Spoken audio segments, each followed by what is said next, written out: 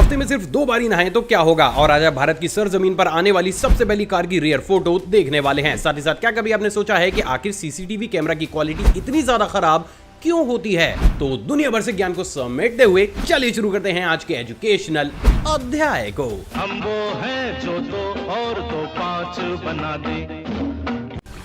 Guys, जब भी हम आसमान में कोई भी अजीब सी लाइट या फिर स्पेसशिप को देखते हैं तो हम इंडियंस के अंदर से एक अलग ही लेवल की चुल जाग जाती है कि भाई ये सारी चीजें हमें विदेश में नजर क्यों आती हैं, इंडिया में क्यों नहीं। तो भाई लोगों, आपकी इसी चुल्लू को ठंडा करने के लिए ऊपर रहने वाले भाई लोगों अमी तुमा की बालूबाशी करते हुए कोलकाता पहुंच चुके हैं। असल में गाइस, अभी हाल ही में कोलकाता के आसमान में कुछ इस तरीके की बेहद ही अजीब सी लाइट को आसमान में एक ही जगह पर हवर करते हुए रिकॉर्ड किया गया है। स्ट्रेंज बात यह है दोस्तों कि अभी तक कोई भी रिसर्चर ये नहीं बता पाया है कि एक्चुअली में भैया ये बला क्या है, क्योंकि ना ही ये कोई नेचुरल फिनोमेना है और ना ही किसी भी कंट्री का कोई भी प्रोजेक्ट। अजीब लेकिन सच।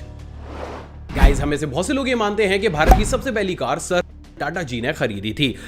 और गाइस, अगर आप भी ऐसा मानते हो तो वीरो मुझे माफ करना, लेकिन आपकी ये इन्फॉर्मेशन पूरे तरीके से गलत है। असल में गाइस, बहुत ही कम लोगों को ये मालूम होगा, लेकिन भारत के सबसे पहले car owner Crompton Greaves company में काम करने वाले मिस्टर फॉस्टर थे, जिन्होंने कि साल 1897 में इस कार को परचेज किया था। तो टेक्निकली भारत की जमीन को टच करने वाली यही पूरी दुनिया की सबसे पहली कार थी। अब गाइस देखो, तुम लोगों का तो नहीं पता, लेकिन हाँ, पहली बार इस इमेज को देखकर मेरे रोंगटे जरूर खड़े हो गए थे। गाइस, हमें बचपन से ये पढ़ाया जाता है कि ब्लू व्हेल इस पूरी दुनिया का सबसे बड़ा सी एनिमल है। बट गाइस देखो, सबसे बड़ी प्रॉब्लम तो ये है कि भैया टूटा फूटा मरा गला सारा ही फोन साल में एक बार अपडेट हो जाता है, लेकिन हमारी बुक्स ना, वो अपडेट ना हो सकती। और उसी की तर्ज पर भैया ये इन्फॉर्मेशन भी गलत है। असल में गाइस, इस पूरी दुनिया का सबसे बड़ा सी एनिमल लायंस मैनेज जेलीफिश है, जिसकी की मैक्सिमम लेंथ लगभग 36.5 मीटर्स होती है, जबकि एक ब्लू व्हेल की मैक्सिमम लेंथ सिर्फ 33 मीटर। तो भाई लोगों, अगर आपने आज कुछ नया जाना है तो इस वीडियो को लाइक करके अपने भाई को आनंद की अनुभूति जरूर दीजिएगा। क्रिस्टियानो रोनाल्डो एक ऐसी शख्सियत है जो जहां भी चले जाते हैं भैया उन्हें देखने के लिए लोग हुजूम की तरह उमड़ पड़ते हैं। लेकिन क्या आपको पता है कि इस दुनिया में एक ऐसी कंट्री भी मौजूद है जहां पर अगर भूले भटके रोनाल्डो चले गए तो वहां के लोग आग बबूला हो जाते हैं। असल में गाइस, बहुत ही कम लोगों को ये मालूम होगा, लेकिन एक बार साउथ कोरिया के लोगों ने फंड जमा करके रोनाल्डो को साउथ कोरिया बुलाया था, जिसमें उन्होंने ये साइन भी किया था कि वो साउथ कोरिया आकर एटलीस्ट 45 मिनट तक मैदान पर फुटबॉल खेलेंगे। लेकिन रोनाल्डो भैया पहुंचे ही नहीं। अब नहीं पहुंचे तो नहीं पहुंचे भाई, अपने भाई का अलग टोरा है, नहीं गए। लेकिन ये चीज साउथ कोरिया के लोगों को इतनी ज्यादा हर्ट कर गई कि उन्होंने जोर जबरदस्ती वहां की गवर्नमेंट पर प्रेशर को डालकर रोनाल्डो को साउथ कोरिया से ही बैन करवा डाला। Strange but true. हम सभी जानते हैं कि स्टैच्यू ऑफ लिबर्टी को फ्रांस के द्वारा यूएसए के लिए बनाकर तैयार किया गया था, लेकिन क्या आपको पता है कि आपको जो पता है वो बिल्कुल ही गलत पता है, क्योंकि जिसको सही पता है दुनिया को उसके बारे में ही नहीं पता है। इन सब के बीच मैं भूल गया कि मुझे क्या पता था। हाँ, याद आ गया, तो सुनो। एक्चुअली में स्टैच्यू ऑफ लिबर्टी को फ्रांस के द्वारा कभी भी यूएसए के लिए नहीं बनाया गया था। हकीकत में इसे इजिप्ट के लिए बनाकर तैयार किया गया था, जिसमें इस लेडी को इजिप्ट की एक गरीब महिला की तर्ज पर रिप्रेजेंट किया गया था, जो कि अपने हाथों में उम्मीद की मशाल लेकर खड़ी हुई थी। लेकिन at the time of delivery Egypt ने यह बोला कि भैया ये फालतू चीज हमें नहीं मांगता, इसे आप अपने पास ही रखिए। लेकिन भैया देखो, फ्रांस भी थेड़ा शाना, तो उसने क्या करा, उसने इसको थोड़ा सा मॉडिफाई करके इसको यूएसए को एज अ गिफ्ट चिपका दिया, और यूएसए ने इसे बड़ी खुशी खुशी एक्सेप्ट भी कर लिया। मतलब भैया समझ ना आया कि स्टैच्यू ऑफ लिबर्टी है या फिर दिवाली की सोन पपड़ी जो हर कोई इधर उधर चिपकाए फिर रहा है।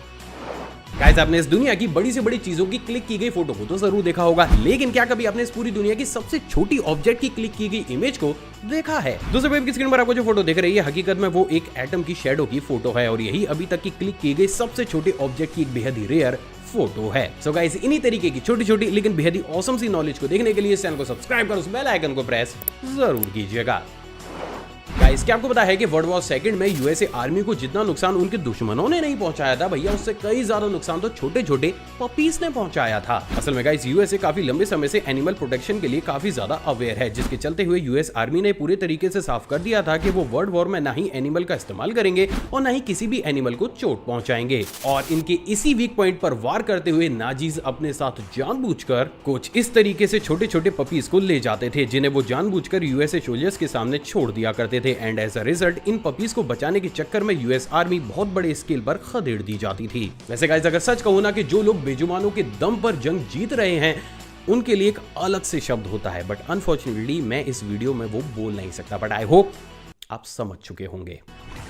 गाइस अभी तक तो आपको ये पता होगा कि मैकडॉनल्ड्स सिर्फ हम इंसानों के लिए ही विचित्र किस्म के स्नैक्स को बनाता है, लेकिन क्या आपको पता है कि ये फूड चेन सिर्फ हम इंसानों के लिए नहीं बल्कि मधुमक्खियों के लिए भी काम करती है। असल में गाइस मैकडॉनल्ड्स बहुत सी यूरोपियन कंट्रीज में कुछ इस तरीके के स्मॉल मैकडी बीज रेस्टोरेंट्स को खोल रहा है, जिसके अंदर मधुमक्खियों के लिए स्पेशल खाने को रखा जाता है और वो भी बिल्कुल फ्री।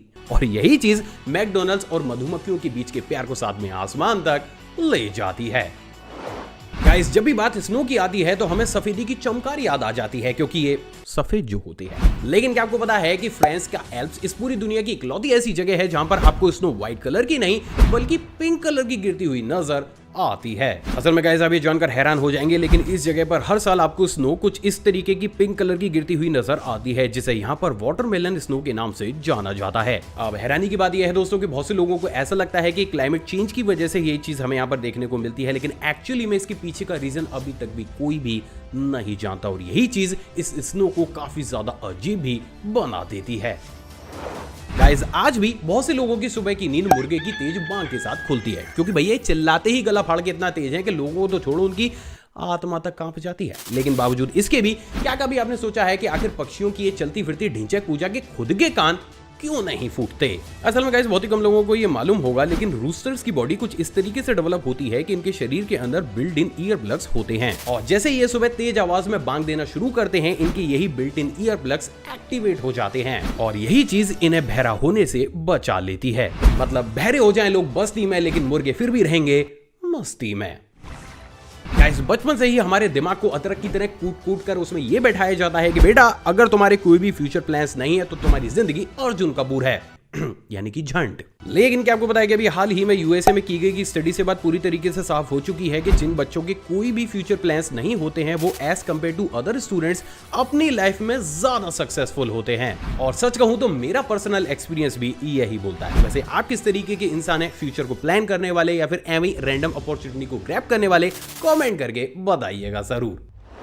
गाइस नॉर्मली इलेक्शन के दिन पुलिस उन लोगों को अरेस्ट करती है जिनके ऊपर उस इलेक्शन को खराब करने का या तो शक होता है या फिर एग्जैक्टली वो ऐसा कर रहे होते हैं। लेकिन क्या आपको पता है कि बात अगर मालदीव पुलिस की जाए तो भैया वो तो इलेक्शन के दिन नारियलों को ही धर लेती है। असल में गाइस ये बात है साल 2013 की, जब मालदीव्स में इलेक्शन चल रहे थे। अब क्योंकि मालदीव्स में ब्लैक मैजिक के लिए बहुत बड़े स्केल में कोकोनट्स का इस्तेमाल किया जाता है, तो उस समय लोगों के द्वारा मालदीव्स में ये अफवाह उड़ा दी गई कि इलेक्शन बूथ के पास जितने भी कोकोनट मौजूद हैं उन पर ब्लैक मैजिक किया गया है और वो इलेक्शन के रिजल्ट्स को ही बदल देंगे। जिसके चलते हुए वहां की पुलिस को भैया और चीजों को तो छोड़ो, सबसे पहले इन्हीं नारियलों को अरेस्ट करना पड़ा। और ये चीज अपने आप में काफी ज्यादा फनी है, जहां पर पुलिस भैया इस तरीके की अजीब सी चीज में बिलीव करती है। क्या कर रहे हो तुम लोग?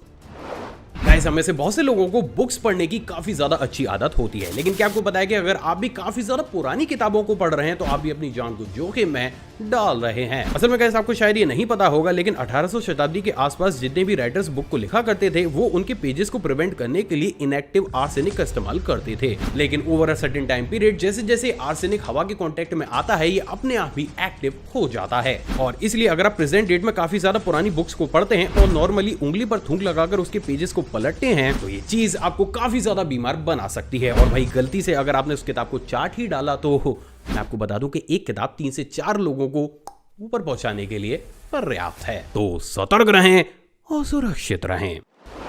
गाइस हम सभी को पता है कि बारिश हमेशा ही पानी की होती है। शायद भाई मेरे यहाँ तो पानी की होती है, बाकी तुम लोग अपना देख लो, क्योंकि व्यूज नहीं आ रहे वरना पैसे की भी बोल देता। लेकिन क्या आपको पता है कि हमने और आपने मिलकर इस एनवायरनमेंट की इतनी बैंड बजा दी है कि भैया आगे आने वाले समय में हमारी जनरेशन बारिश पानी की नहीं बल्कि प्लास्टिक की देखेगी। यूं कहूं कि उसने देखना शुरू भी कर दिया है। असल में कैसे अभी जानकर हिल जाएंगे, लेकिन अभी हाल ही में ऑकलैंड में प्लास्टिक रेन का मामला सामने आया है और एनवायरमेंटल साइंस ऑफ टेक्नोलॉजी के अनुसार ये छोटे छोटे माइक्रो प्लास्टिक्स हैं जिन्हें आप नंगी आंखों से तो नहीं देख सकते, लेकिन अगर आप बारिश के पानी को अपने हाथों पर रखेंगे तो आप अपने हाथों पर इन्हें बेहद ही साफ तौर से देख पाएंगे। आप दिल दहला देने वाली बात यह है दोस्तों कि रिसर्चर्स का ऐसा कहना है कि आगे आने वाले समय में यही चीज कैंसर का सबसे बड़ा कारण बनेगी। लेकिन फायदा क्या है? हम लोग सच में फिर भी नहीं सुधर सकते। दूसरा फैक्ट करंट अफेयर की तर्ज पर है। क्या आपको पता है कि अभी हाल ही में 27 साल की इंडियन स्टूडेंट ऋषि राजपोपट ने कैम्ब्रिज में 2500 साल पुरानी एक संस्कृत की पहेली को सिर्फ 1 महीने में ही सुलझाकर अपने नाम एक नया वर्ल्ड रिकॉर्ड कर लिया है। सीसीटीवी कैमरा की क्वालिटी हमेशा ही खराब क्यों होती है? असल में गाइस आपने भी इस चीज को नोटिस तो जरूर किया होगा कि आज की एडवांस दुनिया में जहां पर हर एक इंसान की पॉकेट में ही 48 मेगापिक्सल या फिर 108 मेगापिक्सल या फिर उससे भी कहीं ज्यादा बेटर वीडियो क्वालिटी वाली डिवाइस या फिर मोबाइल्स मौजूद होते हैं, तो फिर आखिर सीसीटीवी कैमरे की क्वालिटी को इतनी ज्यादा वर्स्ट क्यों रखा जाता है? और इवन इन्हीं सीसीटीवी कैमरास के दम पर इंसान अपने लाखों के मालों की सेफ्टी भी करते हैं, लेकिन बावजूद इसके भी भैया अगर इसमें किसी इंसान का चेहरा ढंग से नजर आ जाए ना, मैं सही बता रहा हूं, प्रसाद चढ़ा लेना। असल में गाइस इसके पीछे दो सबसे बड़े कारण हैं। अब बात अगर सबसे पहले कारण की जाए तो वो है वीडियो स्टोरेज प्रॉब्लम। असल में गाइस जैसे कि हम सभी जानते हैं कि एक वीडियो को आप जितनी अच्छी या फिर एचडी क्वालिटी में शूट करते हैं उसका साइज अपने आप में ही उतना ज्यादा बड़ा हो जाता है। अब क्योंकि नॉर्मली लोग एक जगह पर एक से ज्यादा सीसीटीवी कैमरे को इंस्टॉल करते हैं, साथ ही साथ इन्हें 1 या फिर 2 हफ्तों की वीडियो फुटेज का बैकअप भी रखना पड़ता है, तो चाहकर भी इनकी वीडियो क्वालिटी को अपग्रेड नहीं किया जा सकता, क्योंकि अगर बाई चांस ऐसा कर भी दिया जाए तो उनकी उसी वीडियो को स्टोर करने के लिए हमें हार्ड ड्राइव भी काफी ज्यादा बड़ी चाहिए होगी। तो वहीं दोस्तों अब बात अगर दूसरे कारण की जाए तो वो भी इनके हार्ड ड्राइव से ही जुड़ी हुई है। असल में गाइस नॉर्मली सीसीटीवी सिस्टम में साधारण हार्ड ड्राइव का इस्तेमाल नहीं किया जाता, क्योंकि इन्हें 24 घंटों और 7 दिन तक लगातार डेटा को स्टोर करना पड़ता है और इसीलिए इनके लिए स्पेशली सर्विलेंस हार्ड ड्राइव का इस्तेमाल किया जाता है। लेकिन इन तरीके की हार्ड ड्राइव्स के साथ सबसे बड़ी प्रॉब्लम यह है कि एक ही साथ बहुत बड़े अमाउंट में अपने अंदर डेटा को स्टोर नहीं कर सकती, लेकिन फिर भी अगर ऐसा किया जाएगा तो कहीं ना कहीं ये हीट होकर खराब होने लगेंगी, जिसके चलते हुए पूरा का पूरा सीसीटीवी सिस्टम ही फेल हो जाएगा। और यही वो सबसे बड़ा कारण है जिसके चलते हुए सीसीटीवी वीडियो फुटेज की क्वालिटी को हमेशा ही कंप्रेस करने के चक्कर में उसे काफी ज्यादा खराब रिकॉर्ड किया जाता है एंड एज अ रिजल्ट इन कैमरास को भी ज्यादा हाई मेगापिक्सल का नहीं बनाया जाता। हफ्ते में सिर्फ 2 बार ही नहाएं तो क्या होगा? असल में गाइस बहुत ही कम लोगों को ये मालूम होगा, लेकिन पिछले काफी लंबे समय से वेस्टर्न कंट्रीज में इस बात पर डिबेट चल रही है, जिसमें बहुत से डॉक्टर्स का ये मानना है कि आपको डेली नहाना चाहिए, जबकि बहुत से डॉक्टर्स का ये कहना है कि आपको वीक में सिर्फ 2 से 3 दिन ही नहाना चाहिए। तो भाई लोगों, अगर आप पापा की परी हो और हाइजीन को मेंटेन करती हो तो मुझे माफ करना, लेकिन आज आपका एक भ्रम टूटने वाला है। तो वही लड़कों, सर्दियां आ रही हैं और इस फैक्ट को सुनने के बाद फॉर श्योर तुम सब खुश होने वाले हो। असल में गाइस अभी हाल ही में पिछले 5 सालों से की जा रही रिसर्च को खत्म करके उसके फाइनल रिजल्ट को दुनिया के सामने लाया गया है और इसमें बेहद साफ तौर से ये बताया गया है कि अगर आप डेली नहाते हैं तो आप बहुत सी नई स्किन एलर्जीज और डिसीजेस को न्योता दे रहे हैं। लेकिन इससे उलट आप हफ्ते में अगर सिर्फ 2 से 3 बार ही नहाते हैं तो ना सिर्फ आप अपनी स्किन को एलर्जी से दूर रखते हैं, बल्कि उसकी ओवरऑल ग्लो और हेल्थ को भी इंप्रूव कर देते हैं।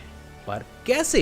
असल में गाइस हमारी बॉडी भी हमारी स्किन को मेंटेन करने के लिए टाइम टू टाइम एक ट्रांसपेरेंट फ्लूइड को रिलीज करती रहती है, जो कि हमें एलर्जीज या फिर अलग अलग तरीके की डिसीजेस से प्रोटेक्ट करता है। और यही fluid after a certain time period हमारी स्किन के ऊपर एक बेहद ऑसम से ग्लो को भी प्रोवाइड कराता है। लेकिन अगर आप डेली नहाकर इसे वॉश आउट कर देते हैं तो हमारी स्किन ना सिर्फ रफ और डल हो जाती है, बल्कि वो धीरे धीरे आगे जाकर एलर्जीज का शिकार भी होने लगती है। और इसलिए अकॉर्डिंग टू दिस रिसर्च, अगर आप वीक में सिर्फ 2 या 3 बार ही नहाते हैं तो आप अपनी ओवरऑल स्किन हेल्थ को इंप्रूव कर लेंगे। अब हालांकि ये चीज करना या फिर ना करना आपके हाथ के ऊपर है, लेकिन हाँ, रिसर्च तो यही कहती है कि हमें वीक में सिर्फ 2 से 3 बार ही नहाना चाहिए। आई होप दोस्तों आज का एपिसोड आपको पसंद आया होगा। अगर आपको वीडियो पसंद आए तो इस वीडियो को दिल खोल के लाइक, शेयर और कमेंट जरूर कीजिएगा। अगर आप चाहें तो मुझे सीधा इंस्टाग्राम पर कॉन्टैक्ट भी कर सकते हैं। उसके लिए गूगल पर जाकर आपको आकाश अरोड़ा टाइप करना है और गूगल देवता सीधा ही आपको मेरी इंस्टाग्राम आईडी तक ले आएंगे। एक और फ्रेश कमाल एपिसोड में आप सभी से दोबारा मुलाकात होगी दोस्तों। जय हिंद।